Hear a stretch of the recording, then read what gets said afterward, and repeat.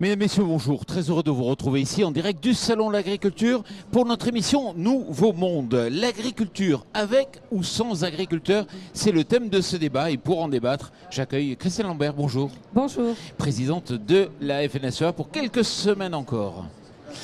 À vos côtés, Delphine Gay. Bonjour Delphine. Bonjour. De chez Yara, responsable. Directrice de la communication, des affaires publiques et de l'engagement sociétal.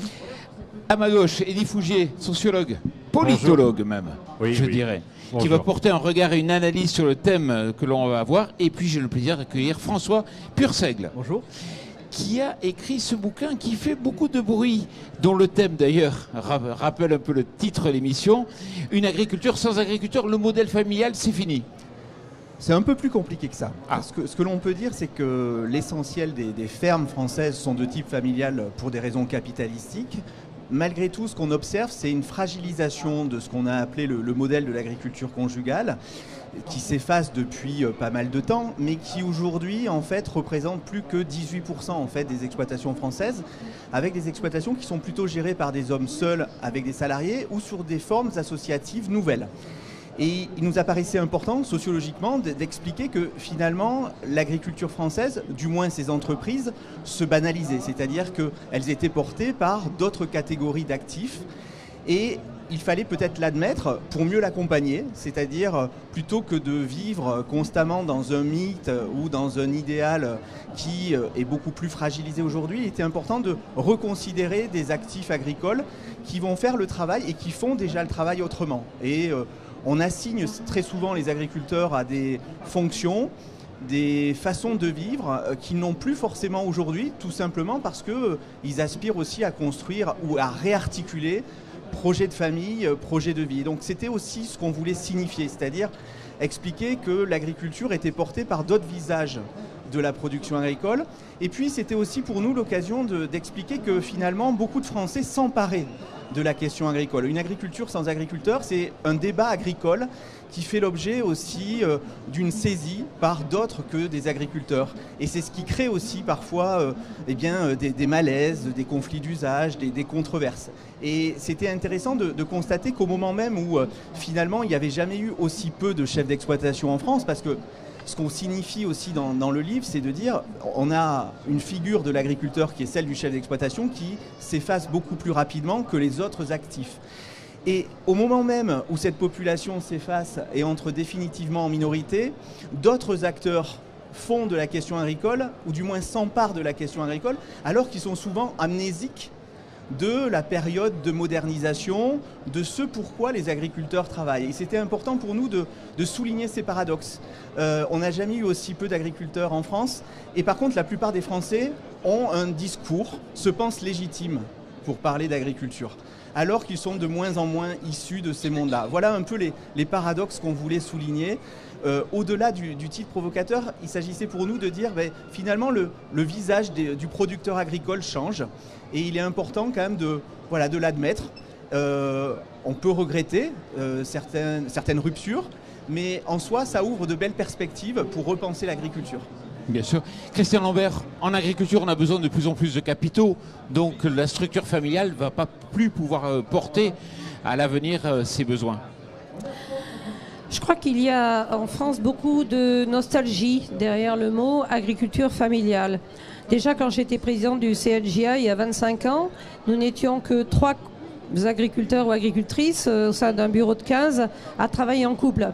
Donc cette agriculture familiale et matrimoniale, c'est celle qui décline. Par contre, l'agriculture familiale, c'est-à-dire exploitation détenue par des capitaux familiaux qui se transmettent de génération en génération, elle est encore très présente.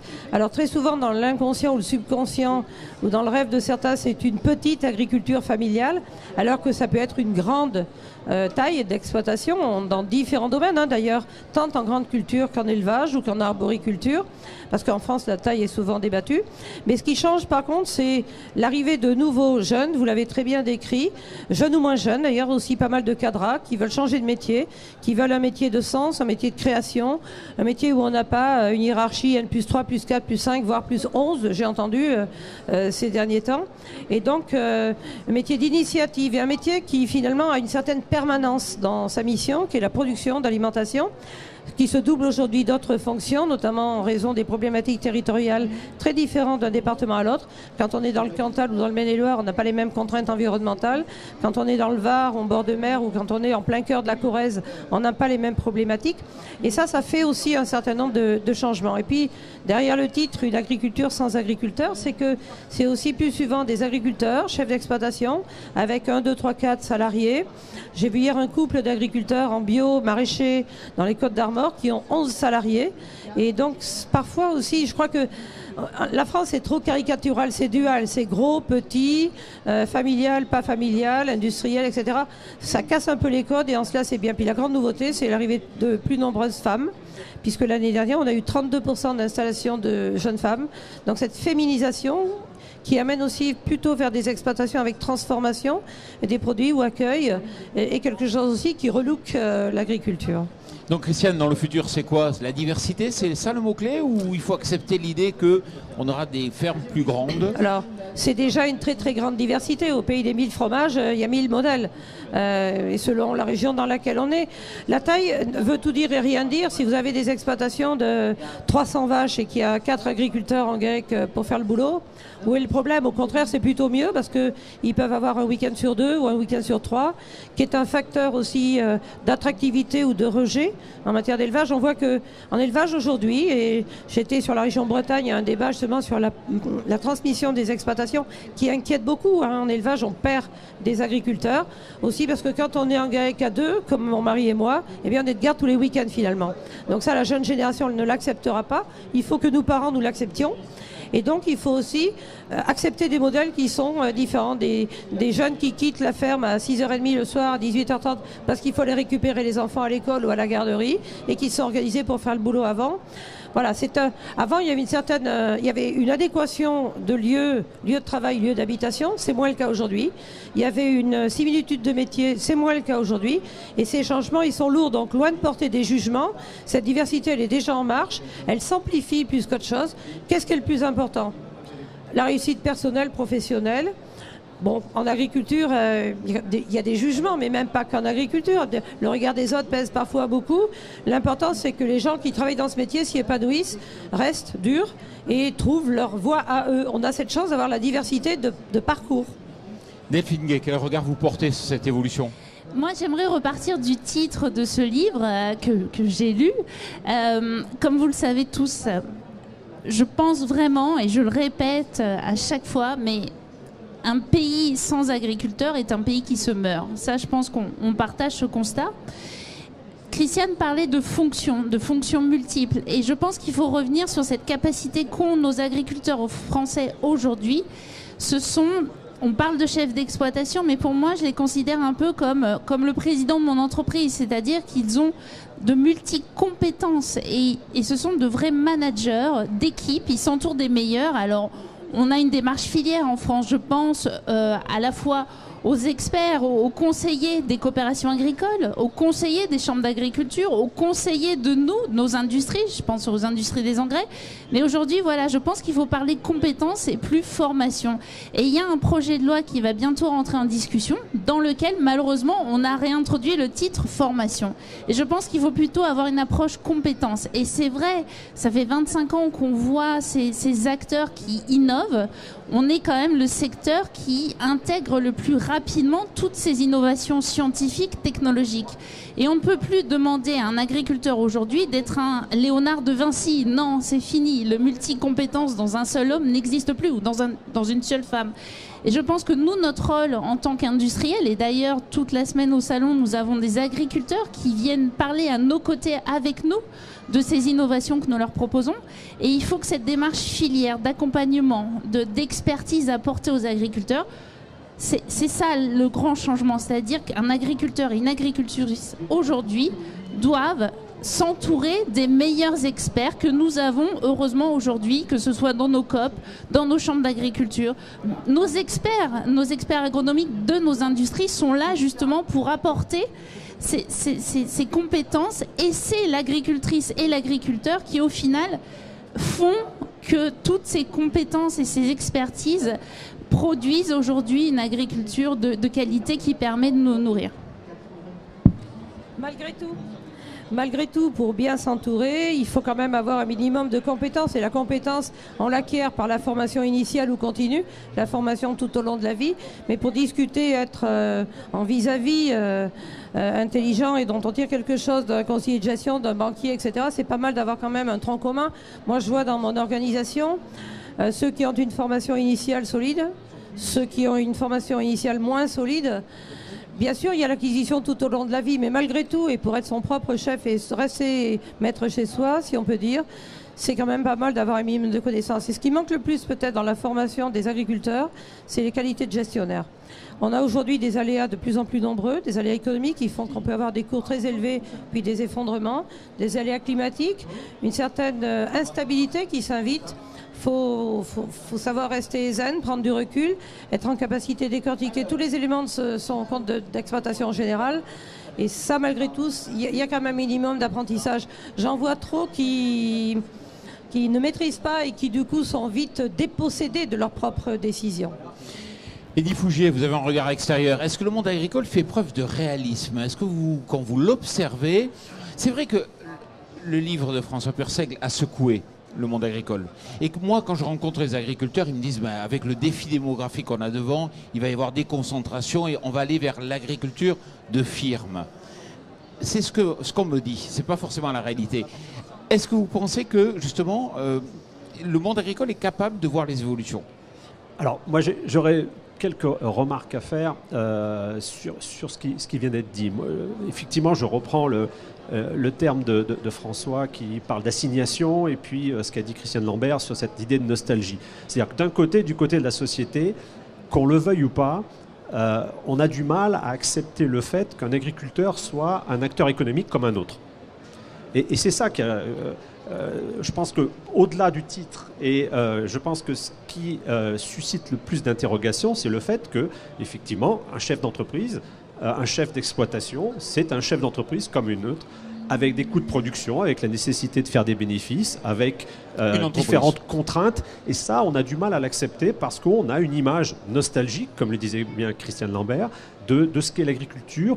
Et on a du mal aussi, il y a toujours un biais dans les attentes sociétales en faveur plutôt de l'artisanat versus industriel. Donc effectivement, cette idée d'une agriculture à l'ancienne de nos grands-parents, comme le disait un ancien ministre.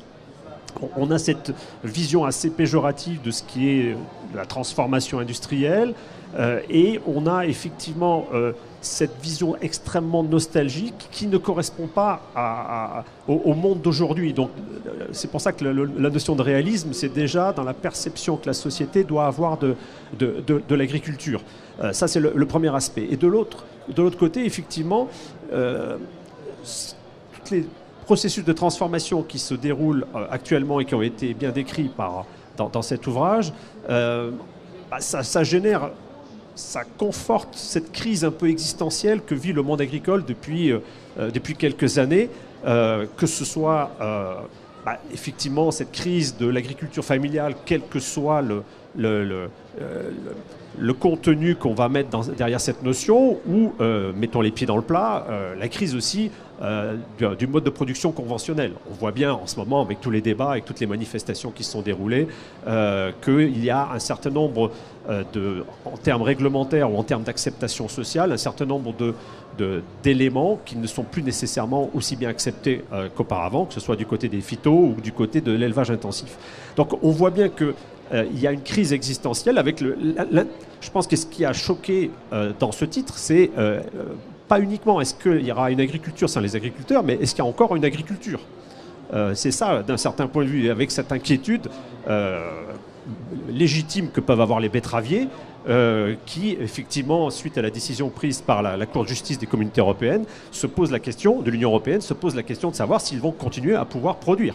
Donc, je dirais, il y a ces deux dimensions, cette incompréhension de la société par rapport à ce qu'est l'agriculture d'aujourd'hui, avec la difficulté à admettre que c'est une activité économique comme une autre, et l'agriculteur n'est pas subventionné pour fournir un bien commun ou n'est pas là pour garantir la beauté des paysages, le savoir-faire, ce qu'on voit un peu au salon de l'agriculture, dans certains halls.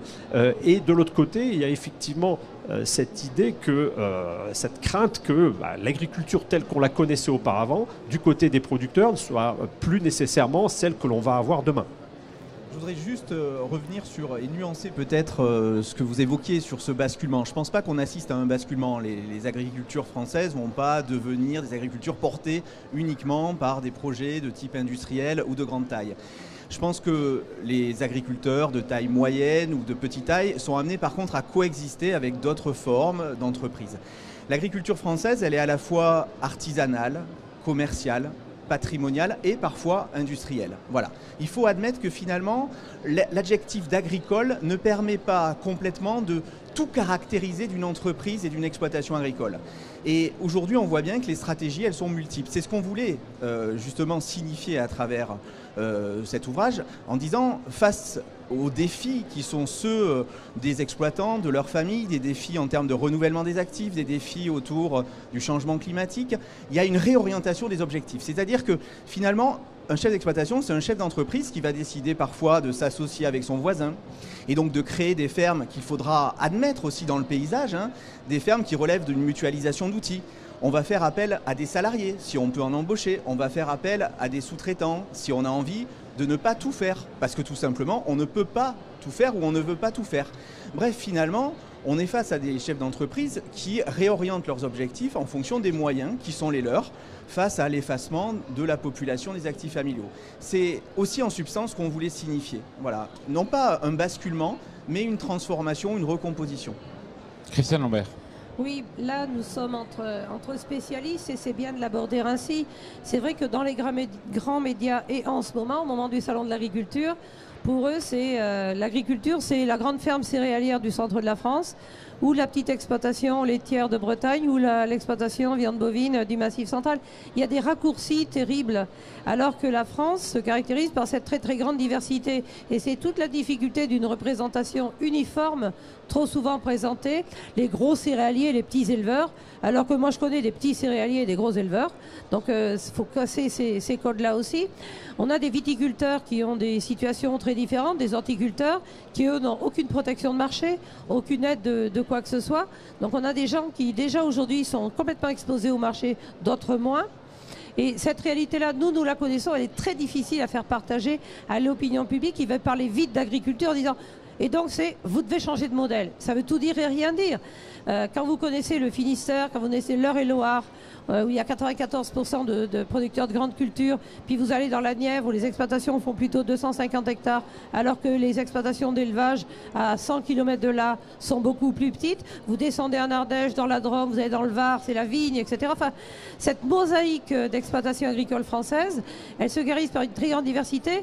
Et pour nous déjà, voyez, on prend du temps, mais dans l'opinion, c'est bien ou c'est mal, c'est le modèle qu'il faut, c'est pas le modèle qu'il faut. Par contre, il y a quelque chose qui change, c'est que la jeune génération qui arrive aujourd'hui, jeune ou moins jeune, elle aspire à des choses différentes. Et puis, il y a un élément très important, et c'est Jean Salmon, que nous connaissons tous ici, qui est un vieux sage de la profession, qui a porté le dossier environnement, tant à la FNSEA qu'aux chambres d'agriculture. Et il dit, il faut qu'on arrête de considérer l'environnement comme une contrainte au développement économique, mais comme une composante du développement économique. Aujourd'hui, moi qui suis dans le Maine-et-Loire, je n'ai pas la même problématique que vous avez, vous, à Toulouse, par exemple, ou qu'ont les agriculteurs à Toulouse. Ne serait-ce qu'en termes de climat, de sol, d'organisation, de taille d'exploitation, et toujours considérer l'environnement comme une contrainte. Il y a 30 ans, ok, quand ça a été le début, la déferlante, mais aujourd'hui, on le sait, il faut vivre avec. Vous voulez construire une porcherie aujourd'hui, vous avez un contexte environnemental qui n'est pas le même si vous êtes en Aveyron ou si vous êtes dans le Maine-et-Loire. Et de nous-mêmes, on a tendance à opposer les choses. Alors que n'importe quel chef d'entreprise, elle est responsable RSE, il intègre son raisonnement de développement dans un contexte environnemental. Et peut-être c'est quelque chose qu'il faut qu'on appréhende avec plus d'approche pacifiée que d'approche trop polémique. Mais ce n'est pas nous qui radicalisons le débat. Ce sont ceux qui regardent et ceux qui, quand ils ne sont pas d'accord, cassent les bassines. Ceux qui, quand ils ne sont pas d'accord, interpellent le président de la République avec violence. Ceux qui font des intrusions dans les bâtiments d'élevage et qui ne facilitent pas l'évolution qualitative de l'agriculture française. Donc on a là un défi supplémentaire par rapport à la décade précédente. Delphine. Je pense, pour être un petit peu optimiste, il y a l'agriculture et les agriculteurs. Et aujourd'hui, on le voit, et ce qui est rassurant dans les nombreux échanges que nous avons avec les visiteurs, c'est qu'on a vraiment des visiteurs qui reconnaissent justement cette diversité d'agriculteurs et d'agricultrices. Et ça, je trouve que c'est de plus en plus fréquent. Au début, il y a encore 20 ans, on avait en effet une association des fois un peu courte sur « Ah mais vous êtes les grands pollueurs de la Beauce ». Et là, on le voit moins parce qu'on a des visiteurs qui sont curieux, qui ont passé la porte, franchi la porte des exploitations, qui vont à la rencontre des agriculteurs et des agricultrices sur le terrain.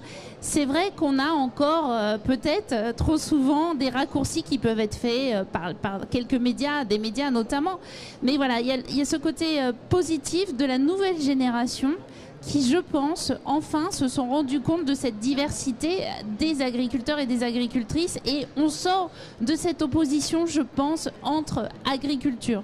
Nous sommes presque arrivés au terme du débat. Toute dernière question, est-ce que le modèle familial est très résilient, très économe, et c'est pour ça aussi qu'il se perpétue? Il a été très résilient. Pourquoi? Parce que le modèle familial reposait sur des formes de bricolage. C'est-à-dire qu'on faisait travailler le grand-père, on faisait travailler la grand-mère qui n'avait pas de statut très souvent. Et heureusement que ça change. Heureusement que les épouses, les conjointes, les grand-mères ont acquis aussi un statut, se sont battues pour ça. Il y a des formes de bricolage qu'on n'admet plus aujourd'hui. C'est pour ça que finalement la résilience, elle est à reconstruire sur de nouveaux fondements.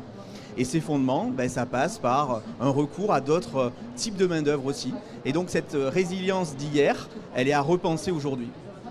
Une agriculture sans agriculteurs, la révolution indicible, d'ailleurs le mot est bien choisi, c'est le thème donc de ce débat et aussi de cet ouvrage.